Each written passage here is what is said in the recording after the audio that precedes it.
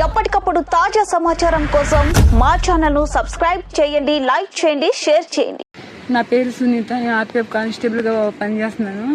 Duty అయిపోయిన తర్వాత మా ఆయన నేను ఇద్దరు వస్తా ఉన్నాం. ఏంటంటే ఎక్కడి నుండి వస్తున్నారు? విజయవాడ నుంచి వస్తున్నాము. విజయవాడ నుంచి వస్తామంటే ఎంతమాల నుంచి ఇంకో అతను బాగా తాగేస్తున్నాడు. బైక్ మీద నుంచి ఆడు స్కూటీ నుంచి వస్తున్నాడు.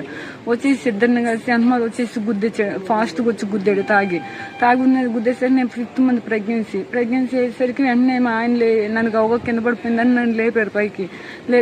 లేపిన తర్వాత ఇంక అందరూ అక్కడ గుమ్ముగూడారు. గుమ్ముగూడి ఏం చేస్తారంటే ఆయన కీస్ తీసేయమ్మ ముందు బైక్ పట్టుకెళ్ళిపోతాడు. మళ్ళీ కీస్ తీయనగానే కీస్ తీసాను. నేను కీస్ తీయగానే నన్ను నా మీదకి వచ్చాడు కొట్టడానికి. నేను చెప్పు పెట్టి 2 దెబ్బలు వేసాను అనమాట. దెబ్బలు వేసిన తర్వాత వేరే వాళ్ళందరికీ ఫోన్ చేశాడు. చేయగానే 2 బైకుల మీద వచ్చి అందరు కలిసి మా ఆయన్ని నన్ను బాగా కొట్టారు. ఎప్పుడు చూడలేదండి వాళ్ళు.